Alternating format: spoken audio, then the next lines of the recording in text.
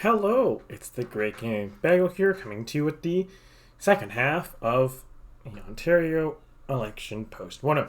This is something I'm trying a bit different, this additional part, so let me know in the comments below if you thought this was useful or interesting, and I will consider doing it for future elections where it is relevant.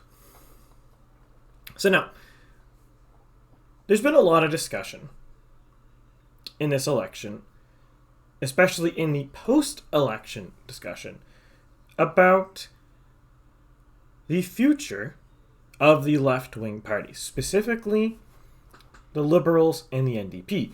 And in fact, there's already been one high-profile ex-cabinet minister suggesting that they form a coalition or a unity party called the Liberal Democratic Party. Not the most creative name in the world, but it is what it is. Now, a lot of the arguments for this is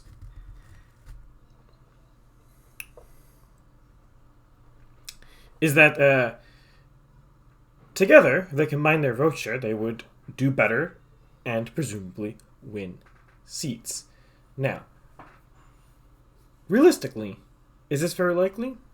Well, we'll get to see. But to start, before we really dive into this, let's just touch on that. Yes. So, the overall details of this election.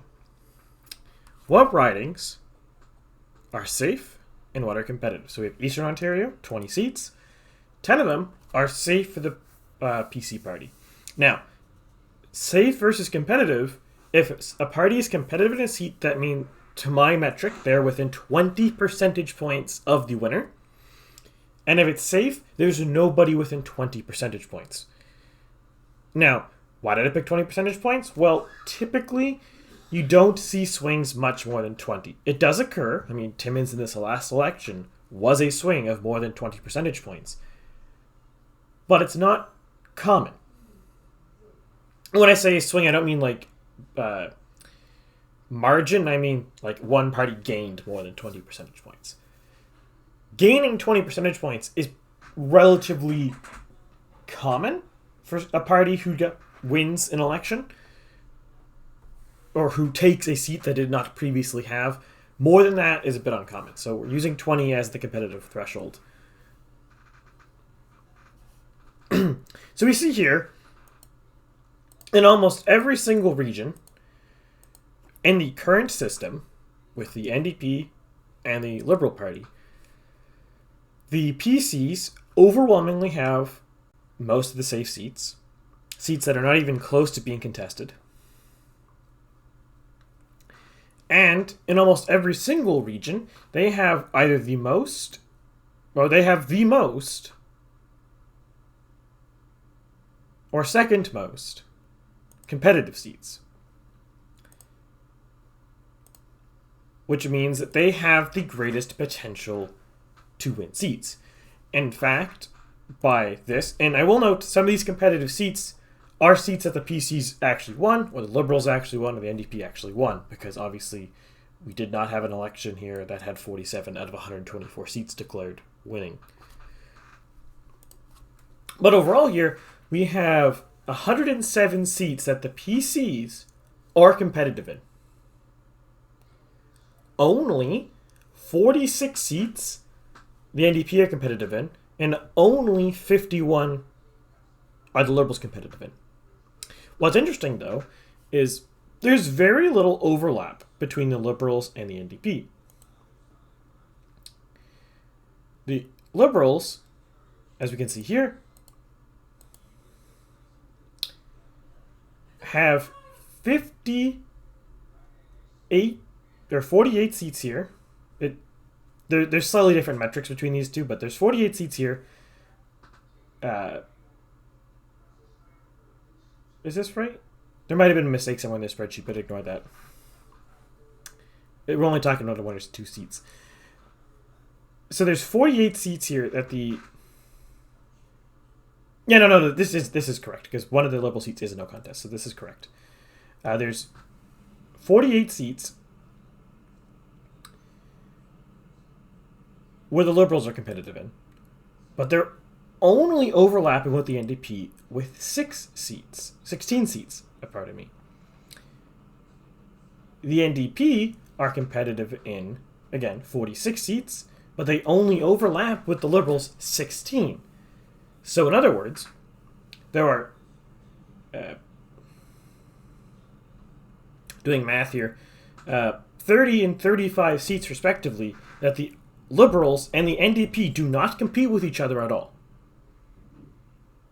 And in those seats, it is the Liberals or the PCs, or it's the NDP or the PCs. There are 6 seats where it's only the Liberals or the NDP, and there's 10 where it is a 3 or more party race. I don't think there's a 4-party race yet, but there are some ridings that are quite close with the Greens.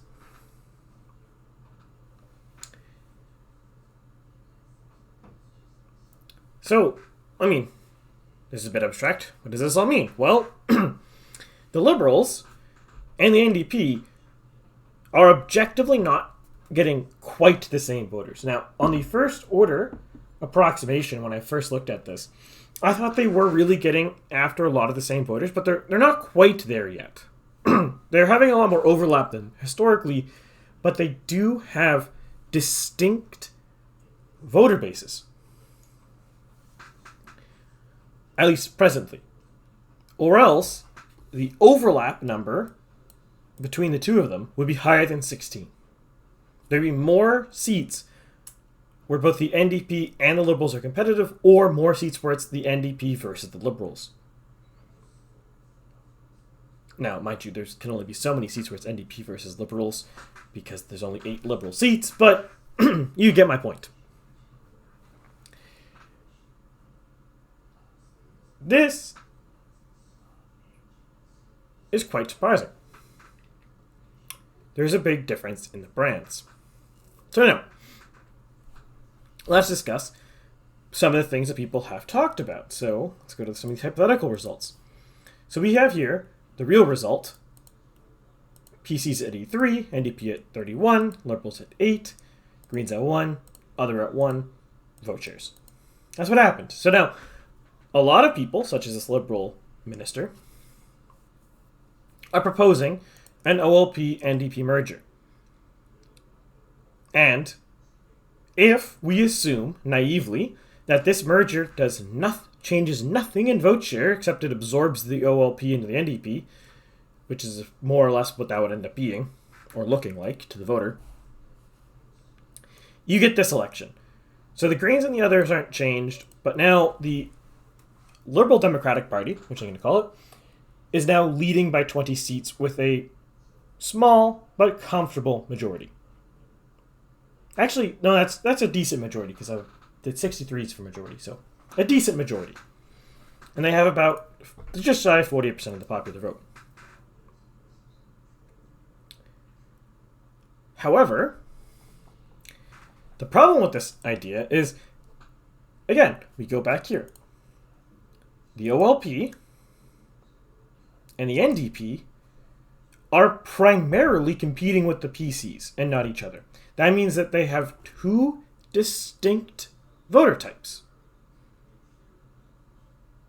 2 distinct. So it is reasonable to assume that if the NDP is absorbing the Liberals, which I am presuming is what's going to happen, because the NDP has more seats, and it'd be weird to look at it the other way around. So we assume that the NDP absorbs the Liberals.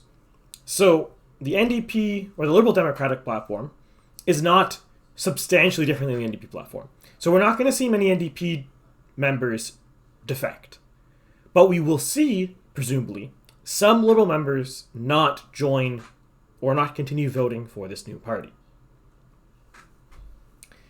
And in a scenario where it's just 10% of OLP voters defect to the PC party, you now immediately flip the scenario around. Now it's 51 to the NDP, 71 to the PCs. And that's with, importantly, the NDP having more votes. As we will see when I show maps in a moment, the density of vote in some of these big urban areas, like downtown Ottawa, downtown Toronto, really hurts the NDP here. And as you crank up more and more OLP members defecting to the PCs, this gets even larger. So we get, if a quarter defect, well, now the PCs actually have the popular vote lead, and they get roughly the same results as they had this election. If half defect, then it's a blowout, even harder for the PCs, and they get over half the popular vote. Now, I'm not suggesting that half the OLP would defect to the PCs, but this is just hypotheticals.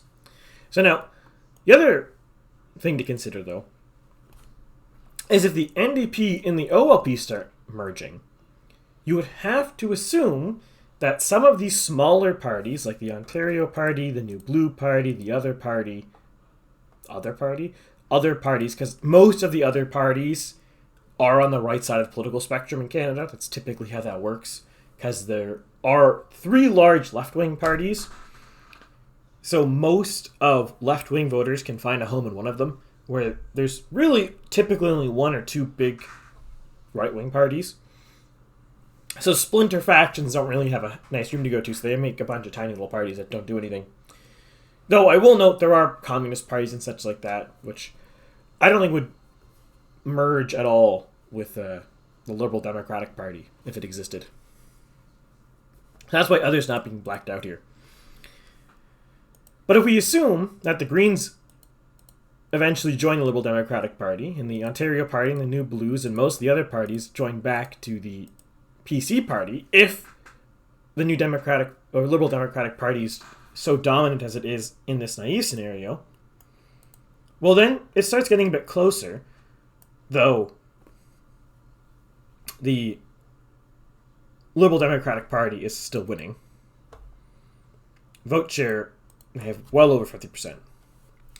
But again, if we just assume just 10% of OLP voters don't want to move to the NDP, just 10%, we're talking 2.4% of voters. About 100,000 people. 100,000 people in all of Ontario are like, no, I can't vote for the NDP. I'd rather the Conservatives. Just 10%. You again, even in this scenario where the Greens are included in this party, which would probably make it even harder for some of these more centrist OLP voters to support, you still get the PCs blowing out, and they still have fewer votes because of how concentrated the Liberal Democratic Party in this case would be. Now, let us bring up to some maps. Map. So, this is the second scenario here, or actually, we'll go with the first one.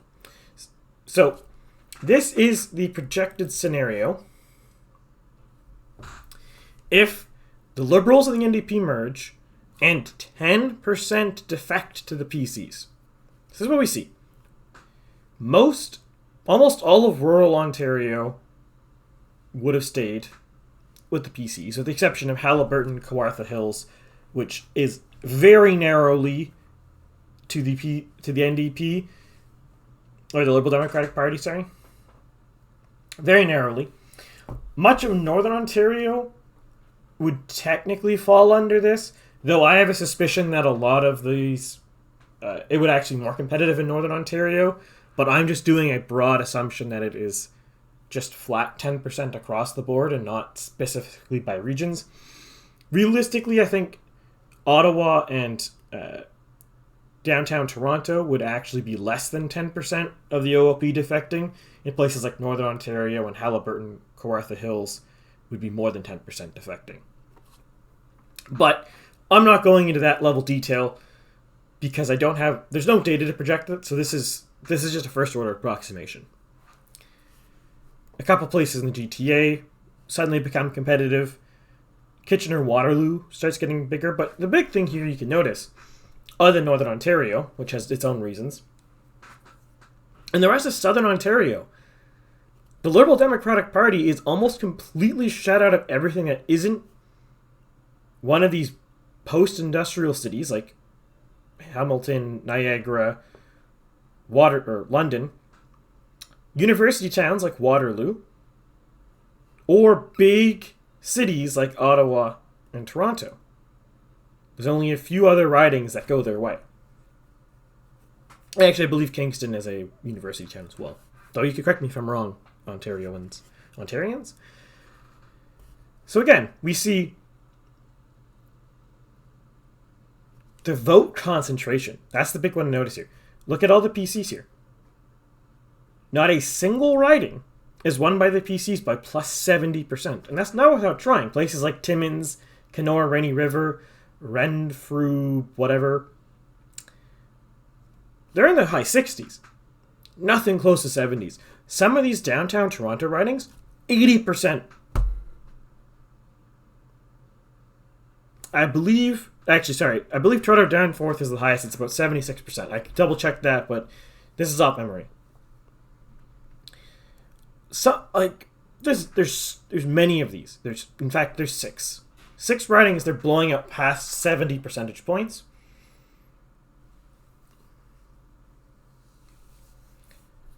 And it's also worth noting, too, that this is even more disproportionate than it sounds, because a lot of these Northern Ontario ridings, for various reasons, have much fewer people in them than a lot of these Southern Ontario ridings. And in fact, some of these places, like I believe Brampton, have about 100,000 people per seat. In some places like Kiwinatuga, I think it's only 40,000 people populate the entire riding. So this even makes it look more favorable to the Liberal Democratic Party than it actually is, with how concentrated their vote is. Their vote is so overwhelmingly concentrated, it's kind of hard to explain here.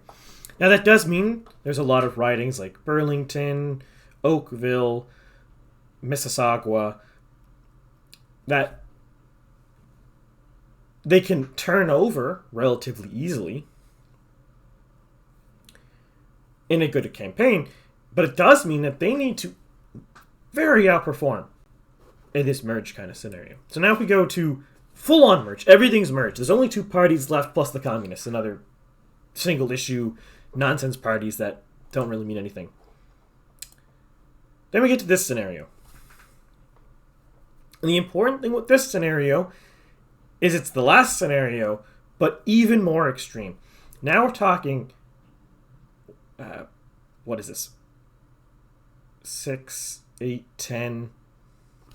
I believe it's 10. No. 12. 12 ridings. The Liberal Democratic Party is winning by more than 70 percentage point. Winning by more than 70% of the vote.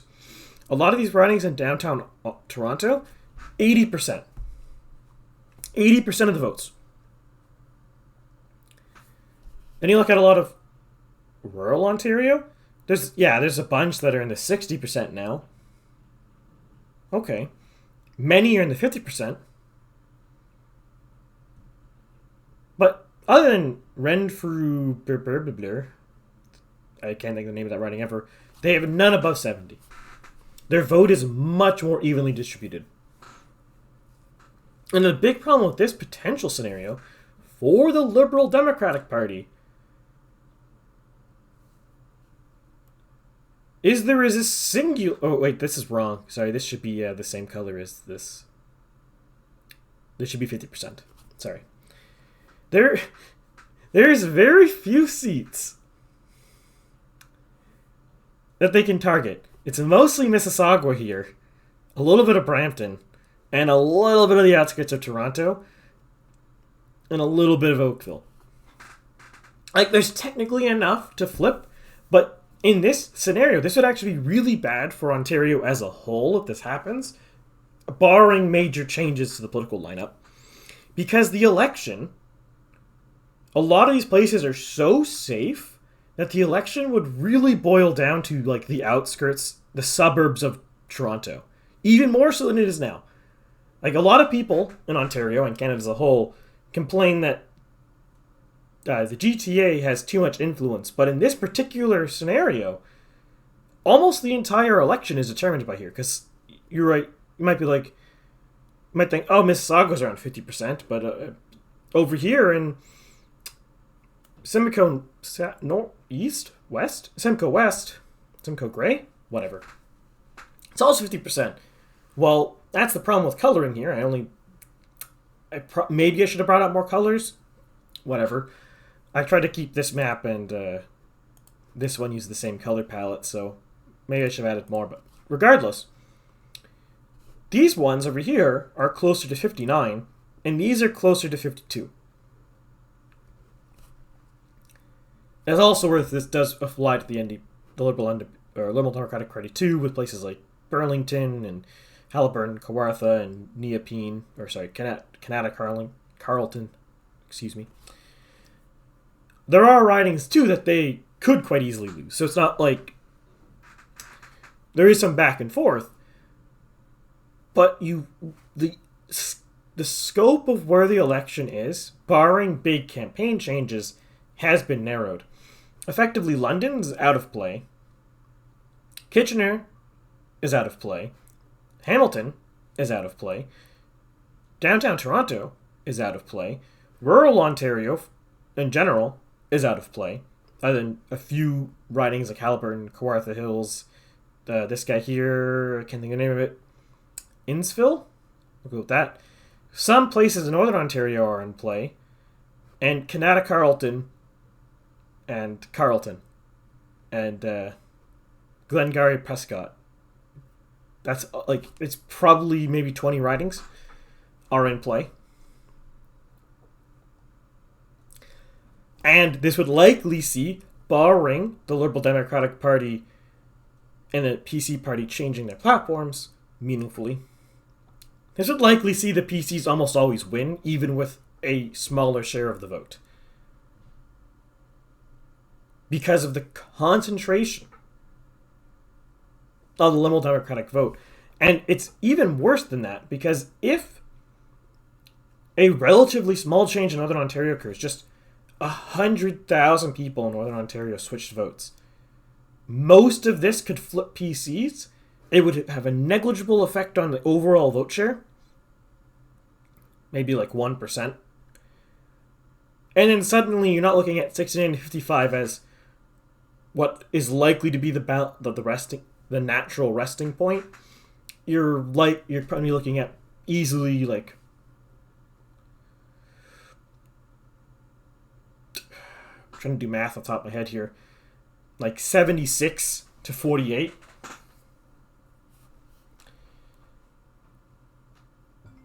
This is just overwhelmingly, pardon me for that, not a good idea. This is a bad plan that the Liberal Party is proposing, or some people are proposing, that the two parties merge. Now, I personally expect it's actually going to happen, but this is a disastrous plan if you are a left-wing voter in Ontario. This would, especially if you are a voter who doesn't like first past the post, because a merger like this is actually just going to ramp the first past the post logic to its inevitable conclusion, and it will probably lead to this scenario relatively short order. If you don't like first past the post, or you like the Liberals, or you like the NDP, or you're left-wing Ontario voter, this is a terrible idea to merge the parties right now. Now, if instead of effectively the NDP absorbing the rump of the OLP, it was the other way around, I don't think it will be as disastrous for them, because I don't think you would see many NDP voters flip to the PCs. Some 100% would, but I don't think it would be a relevant quantity. Maybe like 2 or 3%. I think a lot of the NDP voters just would actually just create a third party again. So if we have this scenario, what I think is likely if an NDP was merged into the Liberals, you would see all the Liberals, and then you'd probably get, let's say, 60% of the NDPers. So you get about 38%. The other 40% of the NDPers would probably merge with the Greens and create some weird eco-socialist party. And for the sake of that, we'll do the math right now. Doing it live spreadsheet math. And then about 15%. I don't think they would be terribly relevant. They'd probably hold some areas in like Hamilton and Northern Ontario, but they probably wouldn't be very relevant. And now the elections would mostly be PCs versus the OLP. That is a scenario I could see. Assuming, here, importantly, that the OLP stays more centrist than the NDP. The reason why I project scenarios like this, or like this on a merger, is based on the assumption that the NDP would not accept it unless the Liberals come left. Now, the Liberals in Ontario have definitely been sliding more leftwards over time, and federally. They keep trying to outflank the NDP by going more left, specifically. But, that said, they are still more center than the NDP. However, you push these parties together and to the left, effectively, the median, the mean center between the two of them. Yes, they will gain overall vote share, but also Ford will gain vote share. And in fact, it might depress turnout, because the other possible scenario, which I did not test, but would be worth testing, is what would happen if actually I could. We're gonna do this live. You get to see my data spreadsheet. Is this the right one? Yeah, we're gonna do this one. So this is if the Liberals merge with the NDP, no other parties merge, and 10% of Liberal voters just don't vote it anymore. In which case, the PCs would have 60 seats, and the Liberal Democrats would have 63.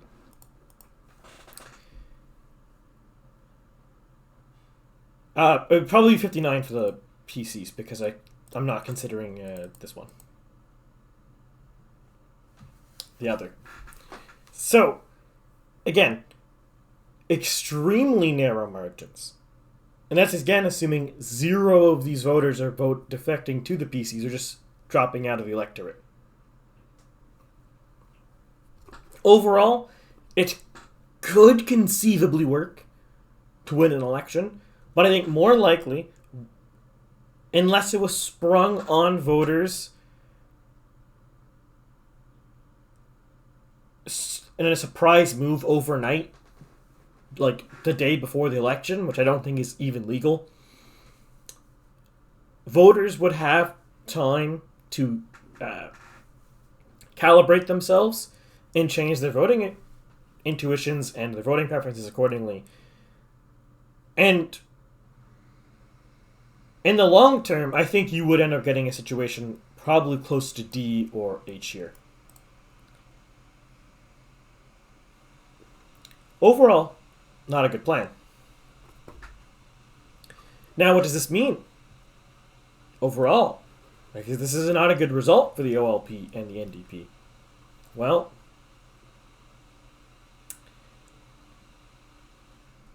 the two parties need to be cognizant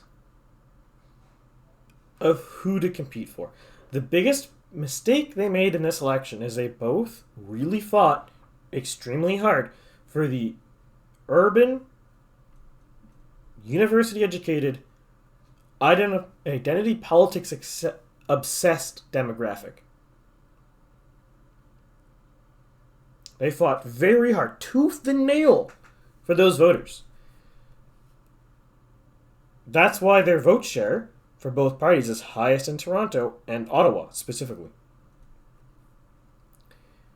What the OLP needs to do, if it wants to be successful, is it needs to focus more on places like Mississauga, what is this? Is this York? I want to say this is York. And some of these outskirts riding like Don Valley, Scarborough, Etobicoke, Oakville, Burlington. They need to focus on places like this where they do well, relatively speaking, and the NDP is distant. Focus on those voters if you're the OLP. Maybe consider places like Innis, whatever this one. I can't think of the name of this riding off the top of my head. I guess I could look it down. This is what, riding 34? Barrie, Springwater, Oro, Medonte. Barrie, Springwater. You can focus on that. You could consider Haliburton and Kawartha. These are all perfectly reasonable things if you are the Liberals.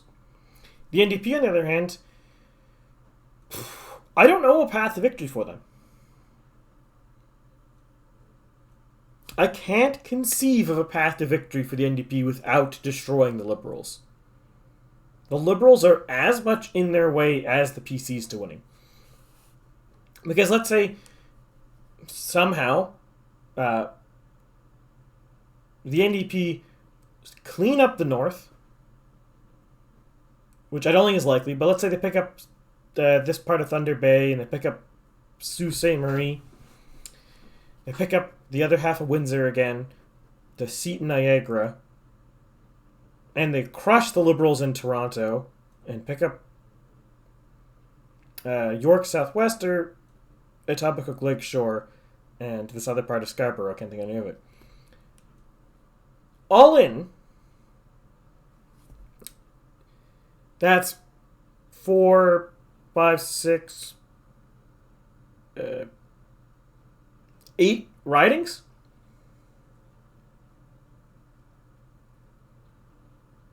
Eight ridings.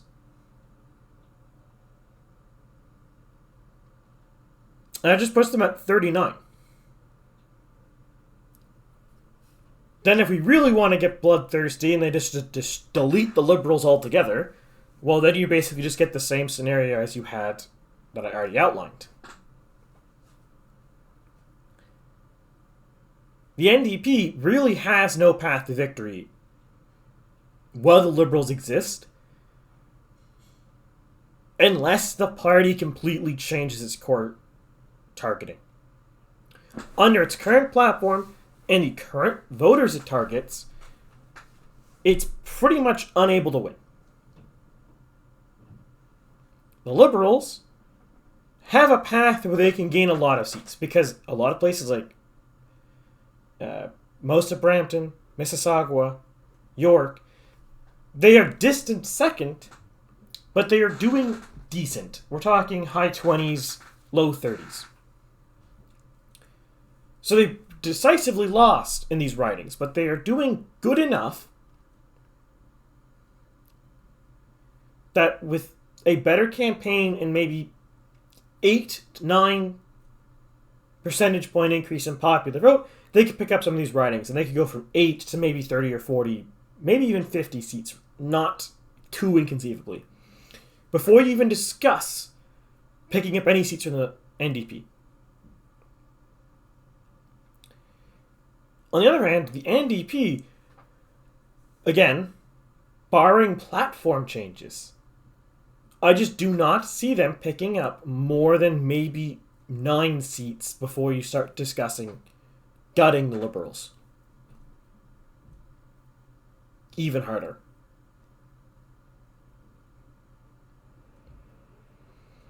And even if you assume that the NDP could completely absorb the entirety of the Liberals and win those other 9 seats that I think are possibly in play for them, that only puts them at 48. So in a regard, if for the NDP, this merger is probably, even if we're talking about 10% of Liberals defecting to the PCs, the only way forward to continue growing vote share. To continue growing seats. Because even with 10% of the OLP defecting, this still puts them to about 51 seats that they're going to win, versus my optimistic scenario, where the OLP continues to exist, which was maybe 48. Optimistic. So the merger does benefit the NDP. It is a disaster for the Liberals. Because right now, again, Liberals not touching a single NDP seat. Not a single one. Bear with me, I'm doing some math.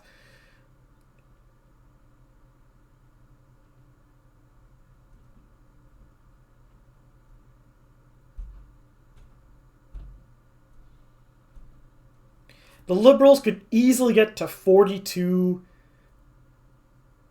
46 without touching a single seat the NDP controls. Actually, 48. They could get 48 seats without touching a single one the NDP controls, which would give them a minority government.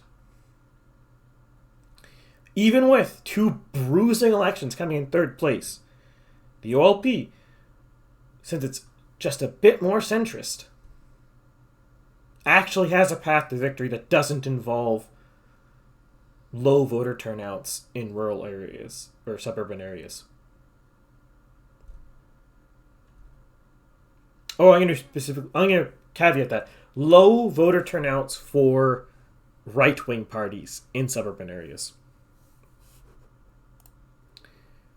To win in this scenario, the only way to win is if places like Mississauga, Brampton have extremely low PC voter turnouts. That's the typical way they would win. Maybe they could convince some people to switch their parties, but it would be very unlikely. So, with that, I'll wrap up this video here. If you have any thoughts or comments on my analysis or discussion or projections here, by all means, comment below. I love reading them. They're always very interesting to see. And, well, if you enjoyed the video, do all the YouTube things. Press the like button. Share it to all your friends. Get the news out. Get the words out. Subscribe if you have not subscribed yet. I make videos regularly. And I have more stuff coming down the pipeline, which I hope you will all enjoy. But otherwise, I hope you all have a wonderful day.